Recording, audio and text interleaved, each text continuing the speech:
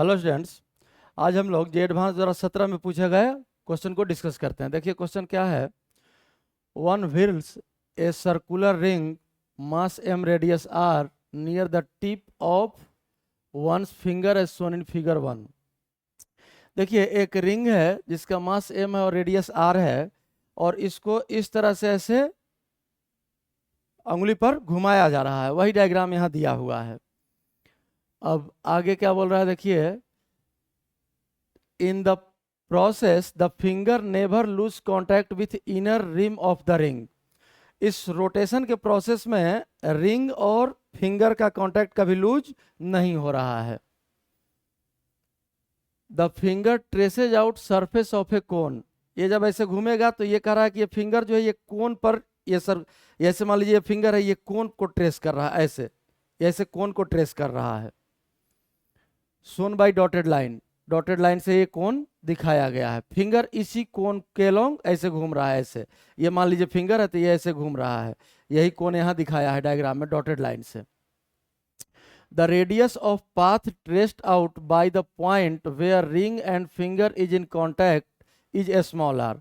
देखिए ये रिंग और फिंगर का जो कॉन्टैक्ट पॉइंट है, मान लीजिए यहाँ रिंग है तो ये कॉन्टैक्ट पॉइंट जिस सर्किल में, अब अगर कोन में घूम रहा है, ये मान लीजिए कोन में घूम रहा है, तो इस पेन का कोई भी एक पॉइंट अगर देखें तो ये ऑब्वियसली सर्किल में घूम रहा है, और उस सर्किल का रेडियस, यहाँ सर्किल दिखाया गया है, इस सर्किल का रेडियस स्मॉल आर दिया है। देखिए small are.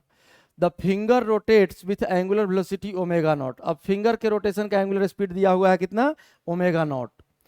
Rotating ring rolls without slipping on outside of a smaller circle described by point where ring and finger is in contact. अब देखिए ये जो रिंग सर्कल दिखाया है, ये कॉन्टैक्ट पॉइंट जो सर्किल में घूम रहा है, इसके अराउंड कह रहा है कि रिंग जो है ये रोल कर रहा है, स्लिपिंग नहीं है, मतलब रिंग रोल करते हुए ऐसे रोटेट कर रहा है।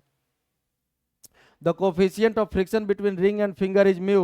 ये तो वर्टिकल मोशन के लिए है, ऐसे जब घुमाएंगे तो रिंग का mg नीचे काम करेगा और फ्रिक्शन ऊपर काम करेगा, यही रिंग को हॉरिजॉन्टल पोजीशन में बनाए रखेगा। तो फ्रिक्शन कोफिशिएंट म्यू दिया है और acceleration due to gravity g दिया है।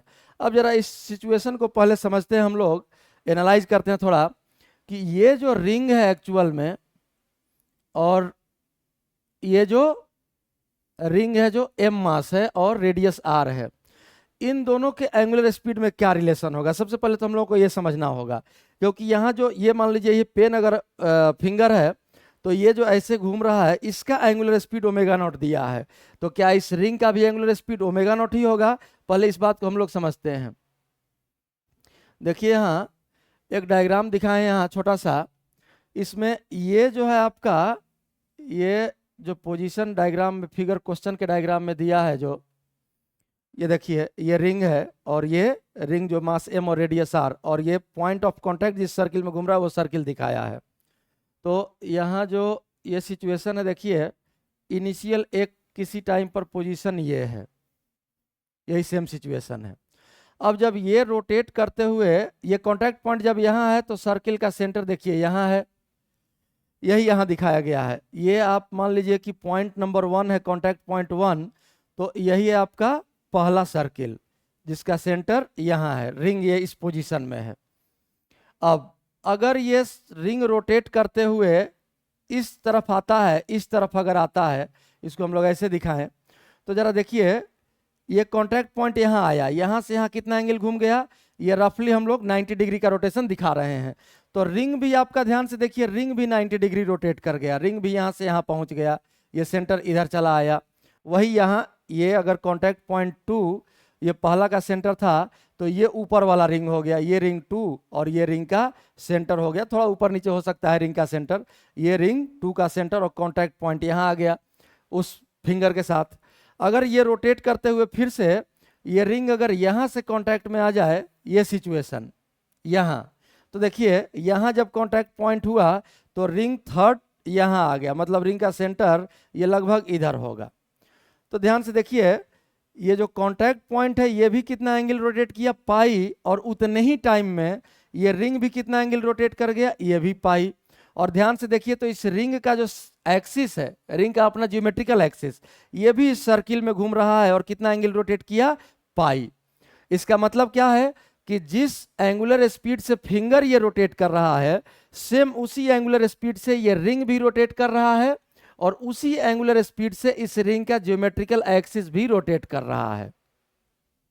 अब इस सिचुएशन को हम लोग, और क्वेश्चन में क्या बोल रहा है देखते हैं जरा, सॉल्व क्या करना हम लोगों को। ये तो सिचुएशन को हम लोग एनालाइज कर लिए कि फिंगर का angular velocity, finger rotates with angular velocity omega not, तो रिंग भी ओमेगा नॉट से ही रोटेट करेगा, और रिंग का जो ज्योमेट्रिकल एक्सिस है ये भी ओमेगा नॉट से ही रोटेट करेगा। अब सॉल्व क्या करना हम लोगों को, सो देखते हैं हम लोग।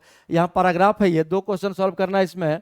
Total kinetic energy of ring और minimum value of omega naught below which ring will drop down. ये तो वर्टिकल स्लिपिंग के लिए, रिंग अगर ऐसे रोटेट कर रहा है तो रिंग अपने हॉरिजॉन्टल पोजीशन को बनाए हुए है, तो रिंग का mg नीचे और फ्रिक्शन जो ऊपर लग रहा है, इसके लिए ये क्वेश्चन आएगा। इसको सॉल्व करते हैं, पहले ये देखते हैं total kinetic energy of ring.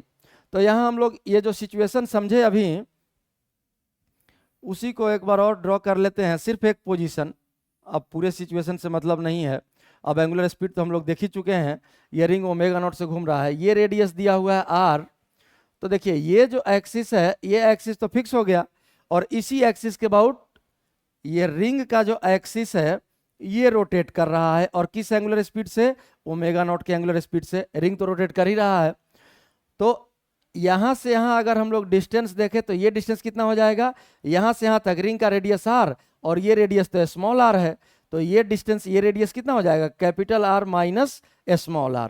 अब अगर टोटल काइनेटिक एनर्जी लिखना है तो काइनेटिक एनर्जी रोलिंग में, रोलिंग तो है ही यहाँ कॉन्टेक्ट पॉइंट के अलोंग, तो काइनेटिक एनर्जी टोटल बराबर होता है kinetic energy of Cm, kinetic energy of Cm plus kinetic energy about Cm, इससे भी लिख सकते हैं। अब काइनेटिक एनर्जी ऑफ Cm देखिए क्या हो जाएगा, तो Cm का kinetic energy half m, ring का total mass, centre of mass पर कंसंट्रेटेड है, और हाफ m v स्क्वायर, और v का वैल्यू कितना हो जाएगा, तो देखिए इस एक्सिस के अबाउट ये जो रिंग का सेंटर है ये ओमेगा नॉट से घूम रहा है, इस एक्सिस के अबाउट, तो किस रेडियस में घूम रहा है, r माइनस r के रेडियस में घूम रहा है, तो half m r minus r into omega naught का होल स्क्वायर, ये काइनेटिक एनर्जी ऑफ Cm हो गया।